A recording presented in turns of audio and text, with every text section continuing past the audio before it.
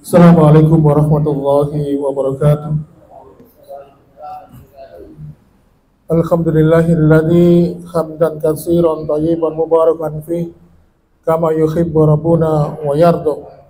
Asyhadu an la ilaha illallah wahdahu la syarika lah wa asyhadu anna Muhammadan abduhu wa rasuluhu alladzi la nabiyya ba'da. Allahumma shalli wa sallim wa barik ala Muhammadin wa ala alihi wa ashabihi wa man tabi'ahum bi ihsan ila yaumiddin. Wa ya ibadallah, usikum wa nafsi bitaqwallah faqad fazal muttaqun. Kalau ta'ala fi kitabil karim, a'udzu billahi as-sami'il alim minas syaitonir rajim min hamzihi wa nafthihi wa nafsihi. Ya ayyuhalladzina amanu taqullaha haqqa tuqatih wa la tamutunna illa wa antum muslimun.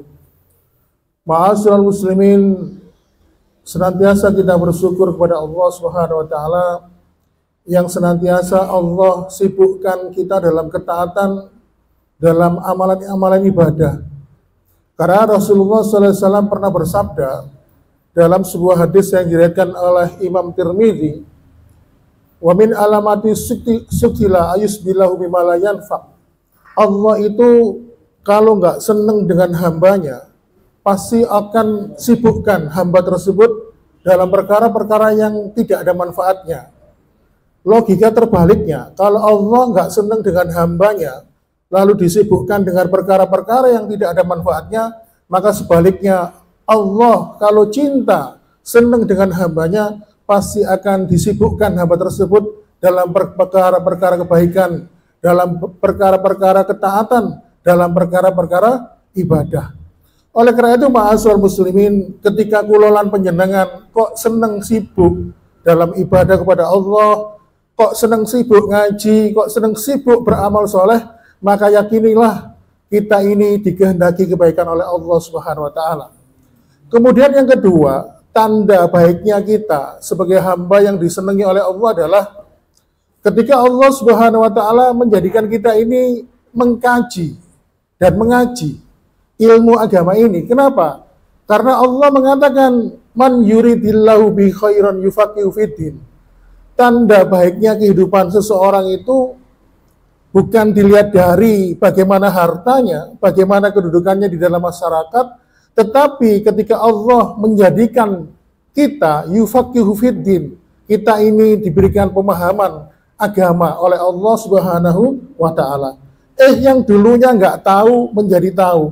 Dulunya yang nggak ngerti jadi ngerti. Oh, nggak boleh, ternyata boleh. Sebaliknya, oh ternyata boleh. Saya pikir nggak boleh. Gitu. Oleh karena itu, ma'asyiral muslimin, itulah bagaimana ketika Allah Subhanahu wa taala menjadikan kita sebagai hamba-hamba yang dikehendaki mendapatkan kebaikan. Kemudian yang kedua, perlu diketahui bahwa dunia itu melelahkan dan meletihkan. Seluruh perkara dunia ini melelahkan dan meletihkan. Dan memang Allah sengaja menjadikan kita ini lelah dan letih. Kenapa? Karena Rasulullah SAW dalam sebuah riwayat Imam Tirmidzi mengatakan, beliau bersabda, "Likulli amalin sirah wa likulli siratin fatrah. Faman kana fatratu ila sunnati faqaitada, wa man kana ila ghairi dzalik faqad halak." Setiap anak hamba Allah ini, setiap anak Adam ini pasti berbuat kebaik, pasti berbuat amal. Ketika mereka beramal, pasti merasakan lelah dan letihnya. Lalu Rasulullah mengatakan, "Faman kana barang siapa yang senantiasa lelah letihnya karena dalam perkara-perkara ibadah, dalam perkara-perkara ketaatan, maka Allah Subhanahu wa taala akan memberikan kepadanya kehidupan yang baik, balasan dari semua perbuatannya itu. Wa man kana ila ghairi dzalik, maka barang siapa yang lelah dan letihnya untuk selain itu, misalnya berbuat dosa dan kemaksiatan, ya, dia lelah dan letih dalam rangka berbuat dosa dan kemaksiatan, maka faqad halak, sungguh dia akan mendapatkan balasan dari Allah Subhanahu wa taala berupa siksaan dalam kehidupan neraka yang menyala-nyala. Oleh karena itu, ma'asyiral muslimin, Allah sengaja membuat hamba-hamba yang beriman lelah dan letih. Kenapa? Kalau orang yang lelah dan letih itu supaya bisa merasakan istirahat. Kalau jenengan dari pagi sampai sore bekerja, ketika malam hari pasti merasakan betapa nikmatnya bekerja itu, betapa nikmatnya istirahat itu. Karena orang yang lelah dan letih itu pasti mereka yang bahagia merasakan betapa nikmatnya istirahat. Dan perlu diketahui istirahatnya orang beriman itu adalah ketika nanti sudah kembali dalam kehidupan akhirat.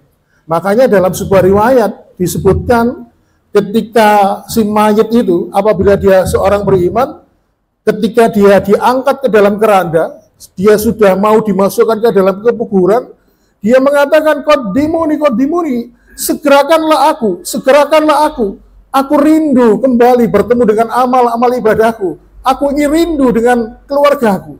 Kenapa? Orang beriman itu merasa tempat kembalinya adalah kehidupan akhirat. Makanya kalau kita ini lelah dan letih, ya, dan dibuat Allah lelah dan letih, maka kita harus senantiasa bersyukur. Ma'asyiral muslimin, tapi ternyata di antara kita banyak yang lelah dan letih itu untuk mencari dunia, dan ujung-ujungnya adalah kecewa. Ujung-ujungnya apa? Dia tidak menemukan kebahagiaan. Karena memang sesungguhnya cinta terhadap dunia, kalau dalam bahasa syariat itu dinamakan hubud dunia, maka hubud dunia itu digolongkan sebagai penyakit, maka syarat penyembuhnya adalah senantiasa menjadikan diri kita menjadi hamba-hamba yang senantiasa bersyukur kepada Allah Subhanahu wa taala. Demikianlah ma'asyiral muslimin, sekedar sebagai mukadimah pada pertemuan kita pada malam hari ini. Perlu diketahui bahwasannya ketika menyampaikan judul yang sudah diumumkan oleh panitia, tentu ada beberapa hal yang mendasari. Karena sering ketika akhir-akhir ini kita melihat ya, banyak undangan pernikahan ya. Ketika dalam memberikan sambutan, sang ustadz sering menyampaikan kiat-kiat mendapatkan keluarga bahagia, sakinah, mawaddah, warahmah, atau mungkin dengan pembahasan menggapai kebahagiaan baiti jannati. Tetapi jarang di antara beliau-beliau ini menyampaikan sesuatu sebaliknya. Maka pada kesempatan hari ini izinkanlah saya menyampaikan sebab-sebab retaknya rumah tangga. Kenapa? Karena nun sewu, saya ini latar belakang saya ini kan tenaga kesehatan. Jadi kalau kita ini menangani sebuah kasus penyakit, yang diutamakan itu adalah mencari penyebabnya. Sehingga kalau penyebab itu bisa kita ketahui, maka kita bisa menemukan treatmentnya, pengobatannya, dan pencegahannya apa. Makanya dalam hal ini kita akan membahas ya, suatu tema yang mungkin belum pernah dibahas oleh beliau-beliau yang lain, yaitu tentang sebab-sebab retaknya rumah tangga. Jamaah sekalian, perlu diketahui bahwa Allah Subhanahu wa taala menjadikan pernikahan itu sebagai salah satu tanda-tanda kebesaran Allah. Yang sering disampaikan di dalam surat Ar-Rum ayat 21, A'udzu billahi minasyaitonir rajim, wa min ayatihi an khalaqalakum min anfusikum aswaja litaskunu ilaiha wa ja'ala bainakum mawaddatan wa rahmah. Inna fi dzalika la'ayatil liqaumin yatafakkarun. Dan di antara tanda-tanda kebesaran Allah itu, di antaranya adalah Dia menciptakan pasangan-pasangan untukmu dari jenismu sendiri, agar kamu merasa cenderung, merasa tentram dan bahagia, dan menjadikan di antaramu timbul rasa kasih dan sayang. Sungguh pada yang demikian itu benar-benar terdapat kebesaran Allah bagi kaum yang berfikir. Oleh karena itu, ma'asyiral muslimin, kita akan menginjak hal yang pertama. Kita akan memasuki materi, ada sekitar 6 sebab yang menyebabkan retaknya rumah tangga itu.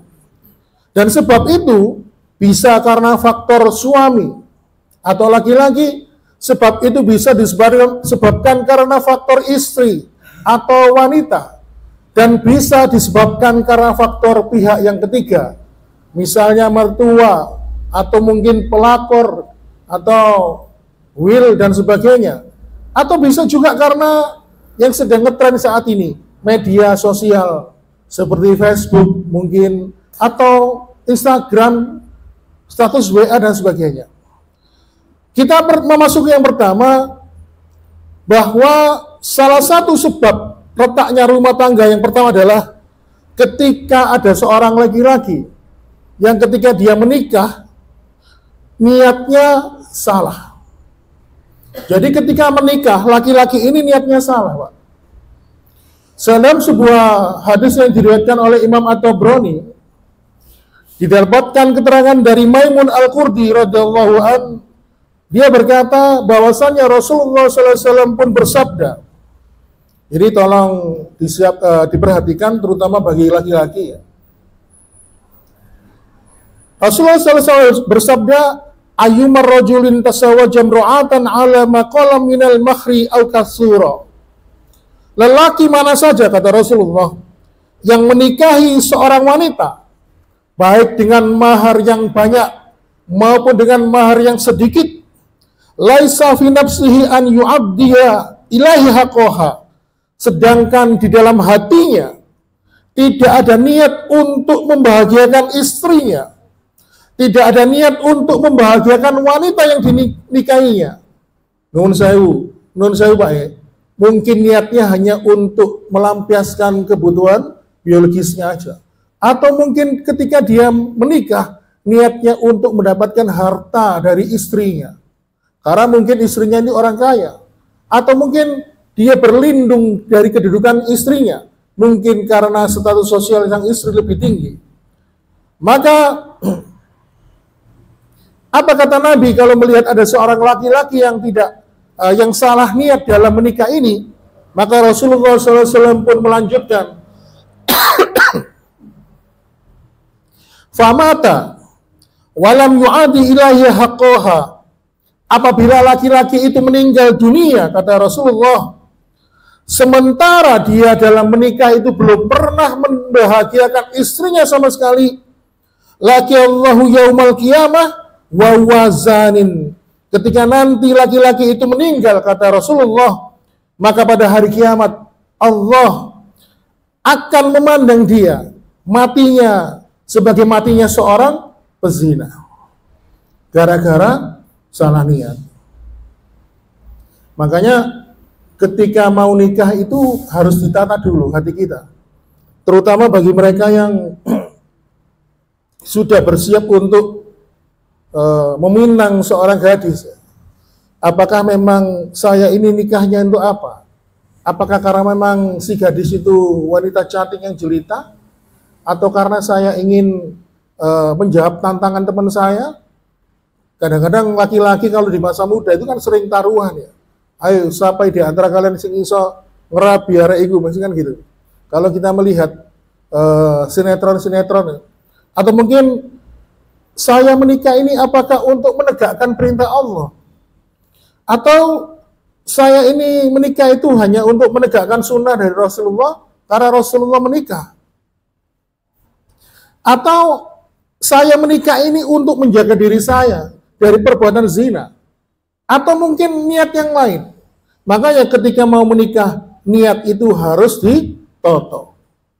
Makanya dalam sebuah riwayat yang lain disebutkan, bagi seorang laki-laki, Pak, Bu, yang mempunyai niat yang baik dalam menikah itu, Allah Subhanahu wa Ta'ala melalui lisan Rasulullah SAW, maka beliau pun bersabda, salah satun haqqun 'alallah aunuhu. Ada 3 orang, kata Rasulullah, yang wajib ditolong oleh Allah kelak nanti dalam kehidupan akhirat. Siapakah 3 golongan ini? Siapakah mereka? Sesuai dengan pembahasan kita malam hari ini, saya hanya akan saya menyampaikan satu saja. Siapakah yang akan ditolong oleh Allah kelak pada hari kiamat? Yaitu wanakihul ladzi yuridul afaf, seorang laki-laki yang menikahi seorang wanita dengan tujuan untuk menjaga kehormatan dirinya dari perbuatan dosa dan maksiat. Jadi sebab retaknya rumah tangga itu yang pertama tadi dari faktor suami, dari faktor laki-laki karena salah niat. Kemudian sekarang yang kedua, ya, yang kedua ini sebab retaknya rumah tangga itu karena faktor wanita atau seorang istri. Sebab yang kedua adalah seorang istri atau wanita yang tidak pandai bersyukur dan banyak menuntut kepada suaminya. Jadi salah satu sebab rumah tangga itu tidak bahagia, rumah tangga itu tidak harmonis, sehingga menyebabkan perceraian, sehingga menyebabkan berpisahnya bahtera rumah tangga itu adalah salah satu faktornya. Dan ini sering ditampilkan dalam sinetron-sinetron religi, terutama nanti kalau kita masuk bulan Ramadan. Salah satunya adalah seorang istri atau wanita yang tidak pandai bersyukur terhadap suaminya. Rasulullah SAW menyebutkan, la yamdurullah tabaraka wa ta'ala ila mra'atin la tashkuru li zawjiha. Bahwasanya Allah tabaraka wa ta'ala tidak pernah melihat seorang wanita nanti di hari kiamat. Siapakah itu? Yaitu wanita yang tidak pandai berterima kasih kepada suaminya, alias banyak menuntut kepada suaminya di luar batas kemampuannya. Jadi wanita itu kata Rasulullah ketika dalam peristiwa Isra dan Mi'raj sama Jibril kan diajak jalan-jalan di surga, di neraka. Lalu Rasulullah mengatakan, ketika aku melewati neraka, aku menjumpai ternyata mayoritas penduduk neraka itu mayoritasnya adalah dihuni oleh kaum wanita. Insya Allah kalau Allah mentakdirkan lagi, Pak, kita akan membahas masalah ini. Jadi kebetulan saya punya judul, kata Nabi, mayoritas penduduk neraka adalah wanita. Jadi ada sekitar 4 jenis karakter wanita yang menyebabkan wanita itu menjadi penduduk neraka. Ya. Sesuai dengan tema kita pada malam hari ini, maka mereka adalah wanita yang tidak pandai bersyukur terhadap suaminya. Ketika suaminya itu sudah memenuhi kewajibannya sebagai seorang istri, lalu suatu ketika sang suami ini secara manusiawi ya, punya sisi kelemahan, dia menunjukkan kekurangannya sedikit, dia mengatakan, mosok sampai dari wong lanang kok ora apik blas. Itu versi orang Mojokerto. Mungkin kalau orang Semarang, orang Jogja, orang Sunda, orang Sumatera, mungkin redaksi bahasanya beda, tetapi intinya sama. Makanya sekarang dalam kesempatan ini mengingat saya ingin bertanya, ya, nafkah itu ada berapa, Pak? Nafkah lahir dan batin. Nafkah lahir itu apa? Mencukupi kebutuhan rumah tangga seperti sandang, papan, pangan. Nafkah lahir itu apa? Batin itu apa? Biologis. Saat ini kalau tanglet, terutama tentang ibu-ibu, tapi nggak usah dijawab, teng jero ati mawon. Ketika sang bapak atau sang suami memberikan nafkah, dan kebetulan nafkah itu adalah nafkah batin, apakah setelah mendapatkan nafkah batin itu jenengan mengucapkan terima kasih suamiku? Saya yakin tidak ada. Justru yang mengucapkan terima kasih suaminya, terima kasih telah melayani aku. Padahal itu nafkah, ya kan? Ayo, ente sing jawab. Makanya ketika sang suami itu menjalankan fungsi dan tugasnya, memberikan nafkah, maka sebagai seorang istri, maka dia harus pandai bersyukur. Dan kebetulan hari Sabtu kemarin di tempat kita, Masjid Mujahidin, kita kedatangan tamu dari Banten, seorang ustadz, yaitu Ustadz Abu Muhammad Al-Bantani. Beliau memang concern dalam bidang keluarga dan rumah tangga. Menyampaikan nafkah lahir dan batin itu secara garis besar, tapi persentasenya nafkah lahir itu minimal 15%, nafkah lahir berupa kebutuhan biologis itu maksimal 15%, ya, berarti berapa? 30% ya. Yang 20% itu adalah nafkah psikologis. Berarti berapa? 50%. Sisa 50%-nya adalah nafkah religius. Artinya apa? Kalau nafkah lahir itu berupa sandang pangan, harta untuk belanja dan sebagainya, itu minimal 15%. Tidak usah banyak-banyak.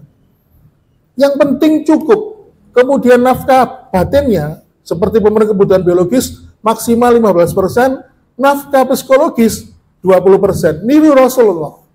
Ketika Ibunda Aisyah dipanggil dengan panggilan yang tersayang, Humairah, wahai istriku yang wajahnya, pipinya kemerah-merahan. Artinya apa? Nafkah psikologis itu memperlakukan istrinya dengan baik, ya, menyanjung, memujinya. Waduh, alhamdulillah ya Allah, aku diberikan anugerah istri seperti engkau.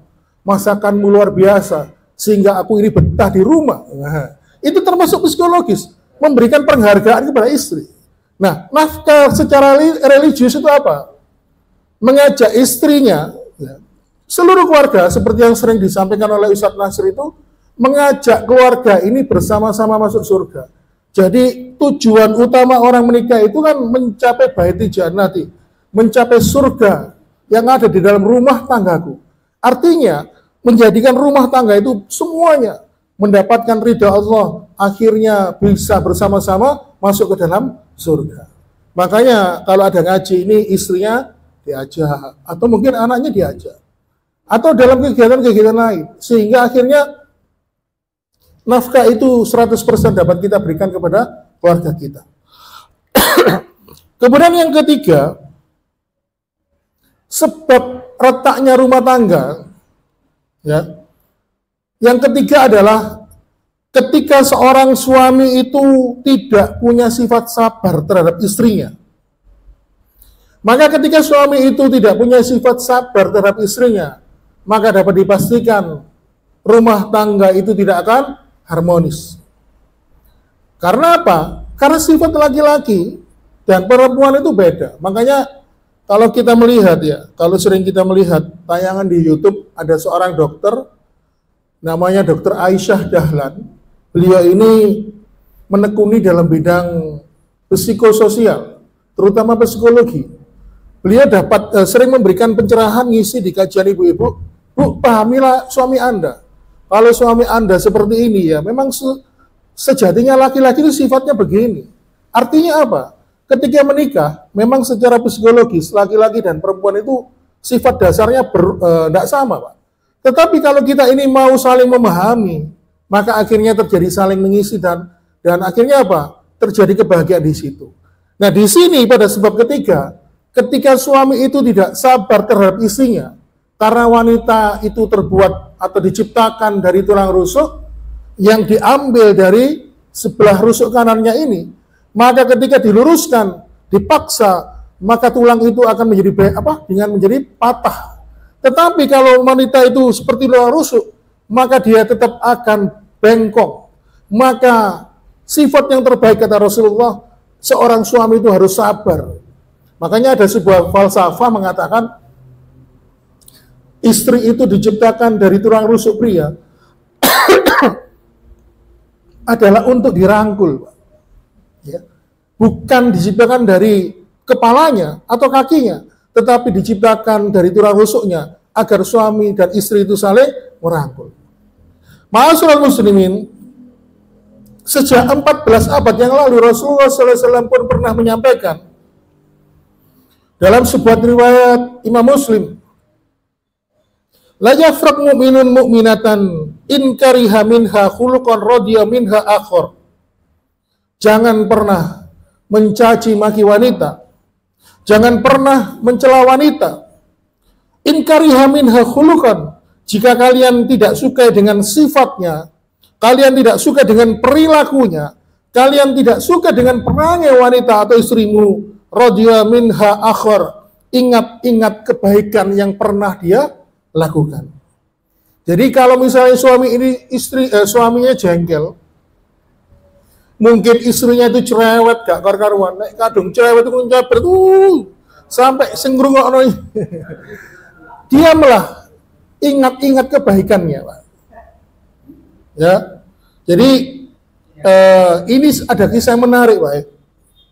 Ketika Umar bin Khattab ini ditunjuk sebagai khalifah, Umar bin Khattab ini kan sering dimintai curhat lah sama penduduknya.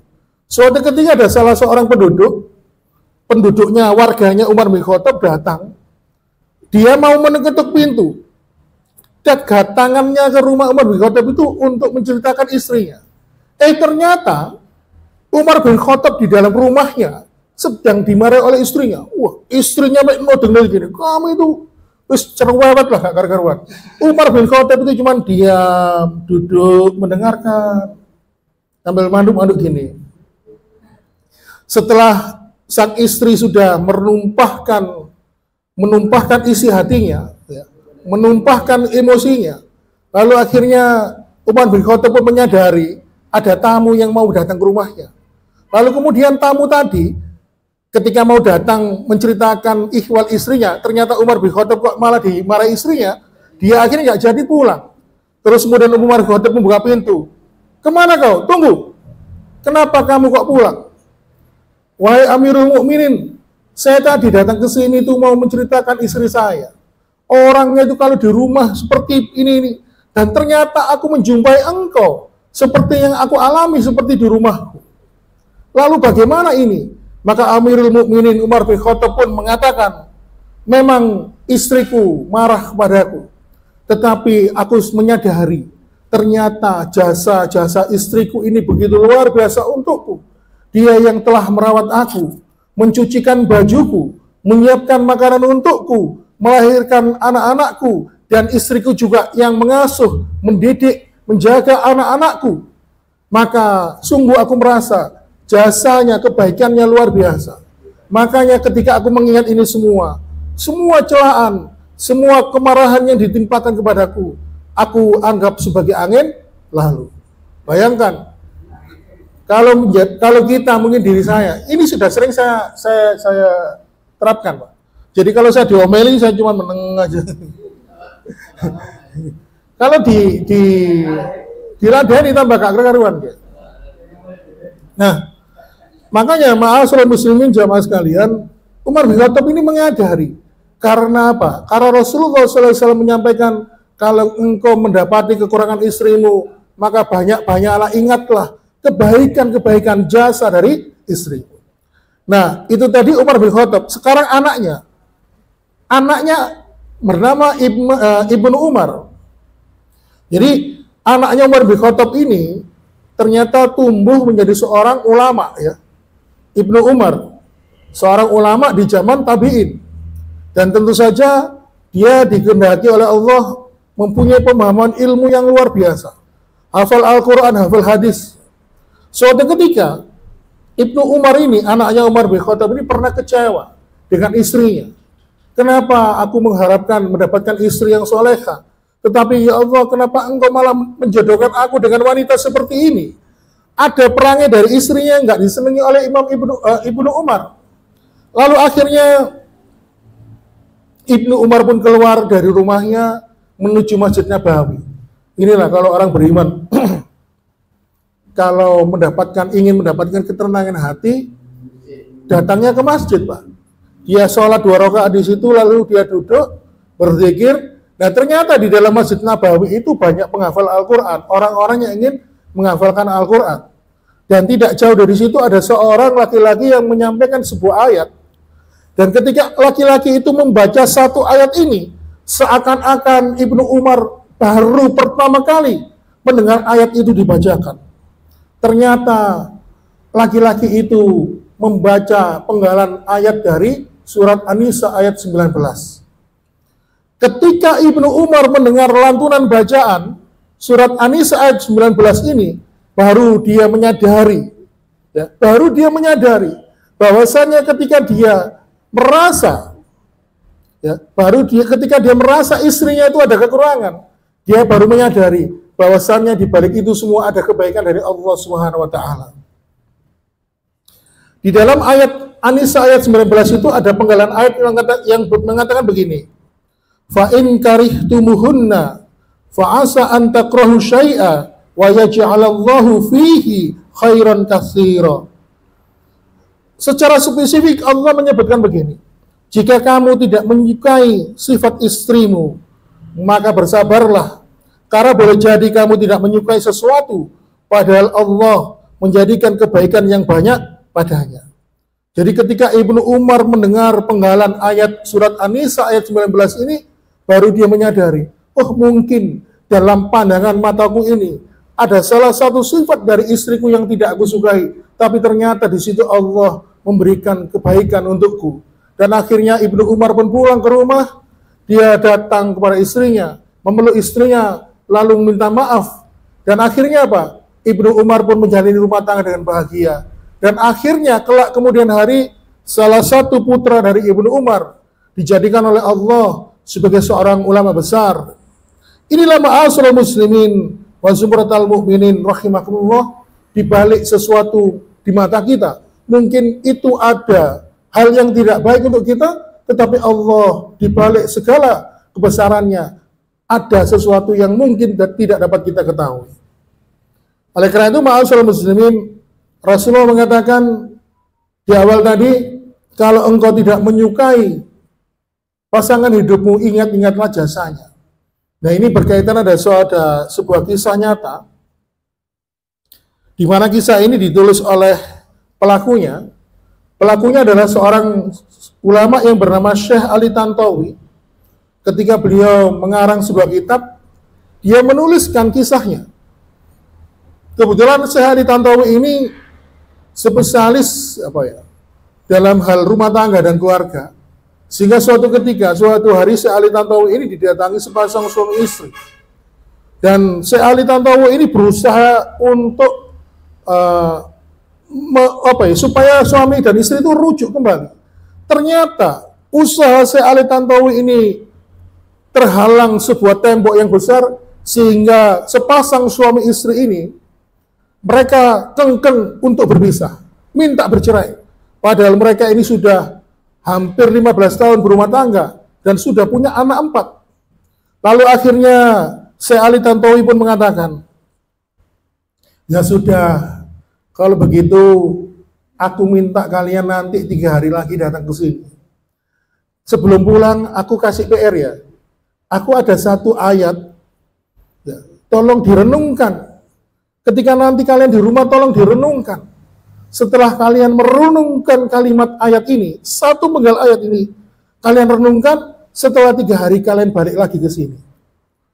Dan akhirnya tidak lama kemudian, 3 hari kemudian, sepasang suami istri ini datang ke hadapan Syekh Ali Tantawi, yang awalnya mereka itu kengkeng untuk ingin berpisah.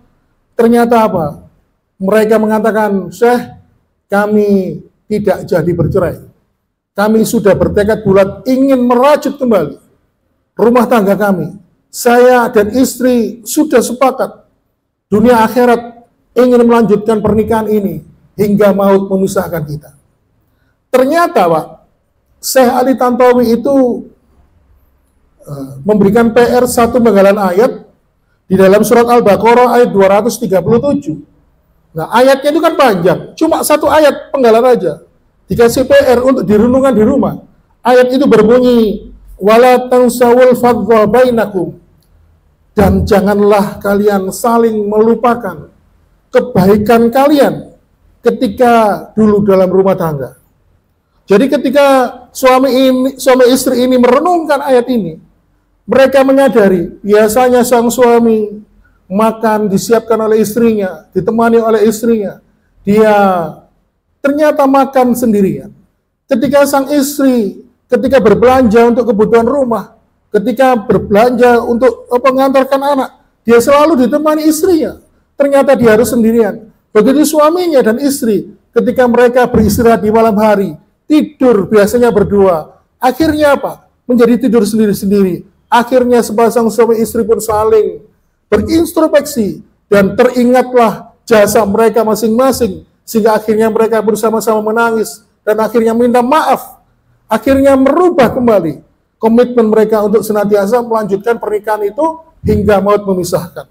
Inilah ma'asyiral muslimin wa zumratal mu'minin rahimakumullah, ketika dalam rumah tangga itu saling mengingat kembali jasa-jasa yang telah diperbuat dalam keluarga itu, maka insya Allah Allah Subhanahu wa Ta'ala pasti akan menjadikan hubungan kekeluargaan, menjadikan keluarga itu menjadi hubungan persahabatan. Karena apa, Pak? Karena seorang suami dan istri itu kalau sudah nikah, Pak, seperti konco, Pak. Kalau tidak ada nggak enak, seperti seorang sahabat, seperti seorang teman. Dan ini sering saya temui dulu waktu di rumah sakit ya. Ketika salah satu dari mereka itu sakit ya, ada yang nungguin ya. Kalau nggak ditungguin itu rasanya gimana gitu. Padahal mereka bertemu hanya ngobrol aja ya, seperti teman ya. Makanya kalau Allah sudah menyatukan jiwa, wah, Masya Allah, pasti itulah tanda-tanda kebesaran Allah yang disampaikan dalam surat Ar-Rum tadi. Itu sebab yang ketiga. Kemudian sebab yang keempat, retaknya rumah tangga. Ini sebentar lagi maghrib, Pak. Dipotong atau dilanjut?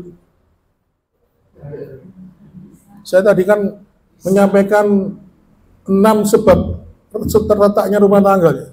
Sekarang kita baru masuk ke 4. Oke. Sampai jam 9 ya. Kula rumiyin nate menyampaikan masalah ini insya Allah 1 jam setengah lah. Keempat sebab retaknya rumah tangga adalah ketika sang suami dan istri itu tidak menjaga pandangan. Allah Subhanahu wa Ta'ala berfirman di surat An-Nur di ayat yang ke-30 dan 31. Monggo nanti silakan dicek sendiri. Di ayat 31 Allah mengatakan, katakanlah kepada laki-laki yang beriman agar mereka menjaga pandangannya. Lalu kemudian di ayat berikutnya Allah pun berfirman, dan katakanlah kepada para wanita yang beriman agar mereka menjaga pandangannya. Artinya apa? Menjaga pandangan itu penting, Pak. Makanya Rasulullah SAW pernah suatu ketika bertemu dengan seorang wanita yang cantik, ya. Terus kemudian tak sengaja tersingkap betisnya. Sebagai seorang laki-laki, tentu gairahnya meningkat.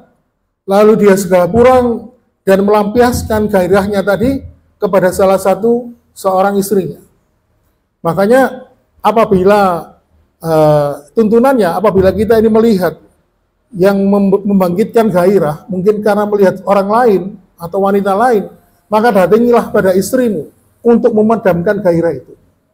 Makanya biasanya bagi ibu-ibu ya, kalau misalnya bapaknya tiba-tiba video call kangen ya, wah, paling iki mari ndelok itu ayu paling kok telepon aku. Ya perlu dicurigai ya, mari ketemu sapa sampean, Pak. Makanya kalau bapaknya tiba-tiba nyuwun, ya diparingi mawon, Bu. Memang itu syariatnya ya. Jadi kalau misalnya tiba-tiba ada keinginan itu, ya memang salah satu tujuan pernikahan itu adalah untuk meredam hal-hal yang tidak baik. Dan menjaga pandangan ini penting, Pak. Karena apa? Karena segala sesuatu itu memang awalnya di mata, lalu turun di hati. Makanya kasus-kasus retaknya rumah tangga dari faktor orang ketiga dalam hal ini karena pil dan will, ya, dari pria idaman lain maupun wanita idaman lain, awalnya dari mata. Kemudian saling berkenalan, ya. Setelah akrab mereka saling curhat, dan sebagainya. Dan ini sering terjadi, Pak. Ketika saya dulu dinas di UGD sering melayani pasien dengan kekerasan dalam rumah tangga. Kebetulan saya juga buatkan visum kan. Ini ditanya kronologinya, kenapa tiba-tiba mendapatkan perlakuan kasar dari suaminya sampai ada luka seperti ini. Jadi kalau buat visum itu kan harus tahu luka-lukanya apa aja. Saya waktu itu teringat orang Mojoanyar, orang Sadar Tengah, dibacoi suaminya sampai 31 luka bacokan.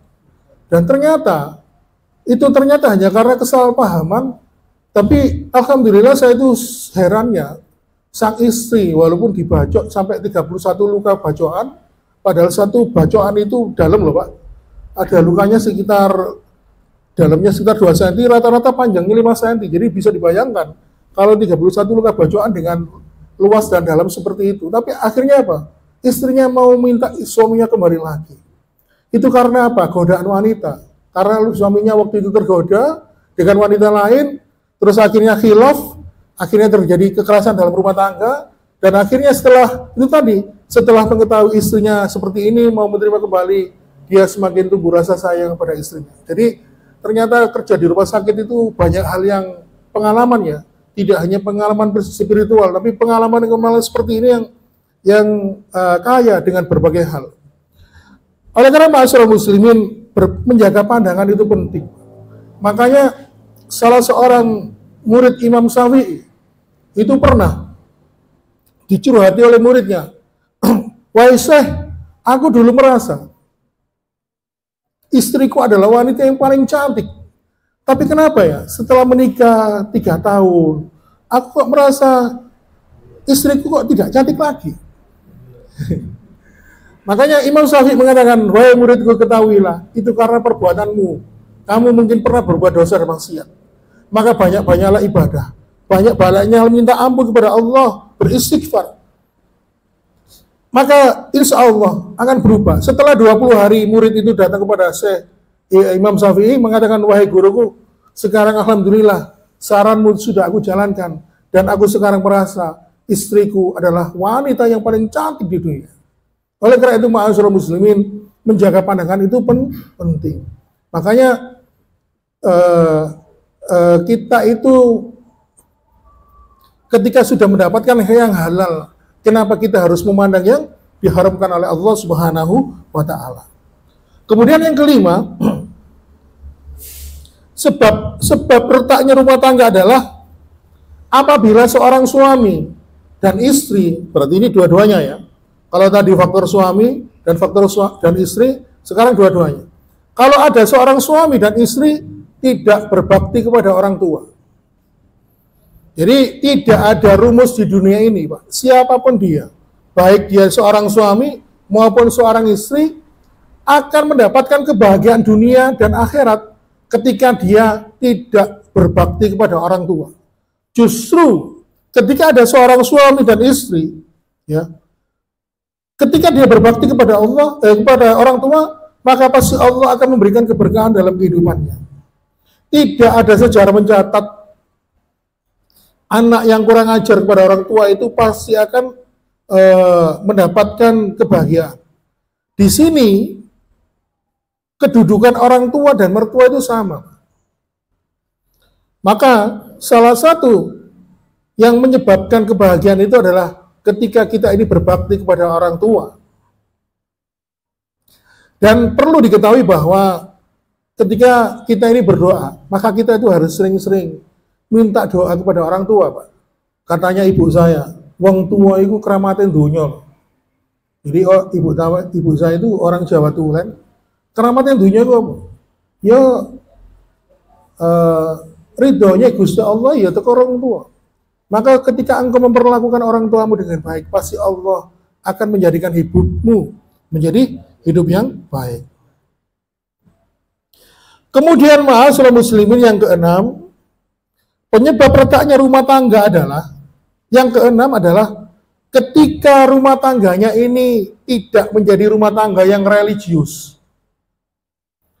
Makanya Rasulullah SAW ini memberikan sebuah ilustrasi, Pak ya.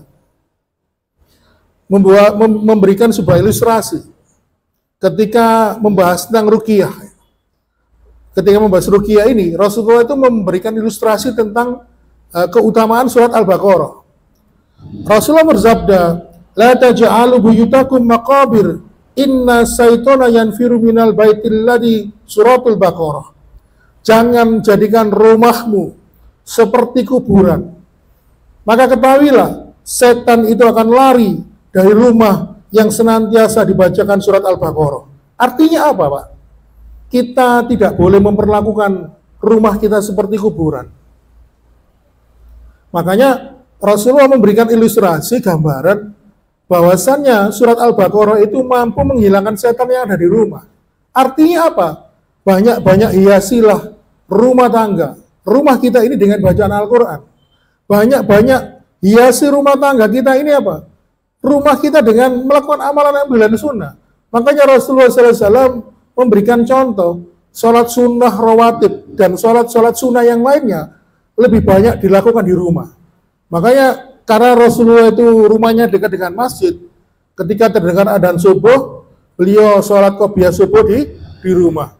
Ketika mendengar iqamat akan segera dikumandangkan, beliau datang ke dalam masjid untuk menjadi imam bagi para sahabat yang ada di situ. Begitu juga dengan sholat-sholat yang lainnya. Qobliyah zuhur, termasuk ba'diyah zuhur, ba'diyah maghrib, sama ba'diyah isya. Dilakukan di rumah. Dan sholat-sholat yang lainnya. Seperti kita ketahui, kalau kita membaca riwayat dari Ibunda Aisyah, Rasulullah SAW sholat ya, di dekat beliau tidur, sampai menjumpai telapak kaki Rasulullah itu bengkak karena lamanya berdiri. Artinya apa? Sholat itu dilakukan di rumah. Makanya memperbanyak ibadah di dalam rumah itu menjadikan rumah itu barokah. Menjadi rumah itu dijauhkan oleh Allah dari kuburan. Kadang-kadang kalau kita itu, kadang-kadang itu saya sedih Pak, punya tonggo Pak ya. Dari pagi sampai sore itu dangdutan, karakoyan. Sebenarnya ya apa Pak ya? Salah satu ujian hidup bermasyarakat itu kan kita itu ya gimana ya? Namanya ujiannya sing sabar aja. Yang penting kita ini komitmen menjadikan rumah kita ini rumah yang dibarokai oleh Allah Subhanahu wa taala. Yang ketujuh yang terakhir, kamu Nisa ya? Penyebab retaknya rumah tangga itu adalah ketika media sosial yang tidak disikapi dengan baik. Jadi gara-gara Facebook, gara-gara Instagram ya. Biasanya yang paling sering kasusnya itu adalah ketika seorang istri yang ditinggal lama sama suaminya. Entah itu tugas kerja ke tempat lain ya. Akhirnya setelah Facebookan ketemu temannya dulu waktu SMP atau SMA. Akhirnya ketemuan, akhirnya mengadakan reuni, Pak. Ya. Loh, iki bilang mantanku biyen ya. Akhirnya timbul CLBK. Apa CLBK itu? Cinta lama bersemi kembali. Akhirnya apa? Mereka akhirnya berantakan rumah tangganya dengan keluarganya sekarang. Akhirnya apa? Banyak kejadian mereka menikah dengan mantannya. Untungnya kalau kita ini tidak punya filter, Pak. Kadang-kadang itu biar seneng mbek koncone. Biasanya sering itu wanita, Pak. Terus ketika teringat dulu kenangannya waktu sekolah, ketemu mbek koncone si saiki biar guanang saiki tambah ganteng. Akhirnya atine langsung ser ngoten. Ngoten niku nek gak nyadari aku iki wis bojo rek. Aku kudu menjaga ini. Kalau tidak ada punya filter, penyaring itu bahaya, Pak. Makanya inilah sebab kalau kita ini media sosial ini ya bisa menjadi sebab rotaknya rumah tangga. Oleh karena itu, ma'asyiral muslimin, itulah mungkin yang bisa kami sampaikan. Memang pembahasannya jarang dibahas oleh narasumber yang lain, makanya saya itu berusaha mencari celah. Kira-kira yang belum pernah disampaikan itu apa? Yang penting pembahasan itu sumbernya jelas, ada hujahnya, ya. Yang penting itu bisa meningkatkan iman dan takwa kita kepada Allah Subhanahu wa taala. Dan sekali lagi perlu diketahui ma'asyiral muslimin, Bapak Ibu sekalian, sesungguhnya saya secara pribadi ini manusia yang lemah, banyak kekurangan, kelebihan saya cuma ada di berat badan, Pak. Kolesterol sama asam urat, Pak. Jadi kalau saya berat badan itu mesti turun terus, Pak. Berat badan saya itu sering turun, Pak. Ya kalau misalnya ini ditimbang, Pak, jarumnya itu turun ke kanan gini loh. Ini berarti turun apa naik gitu.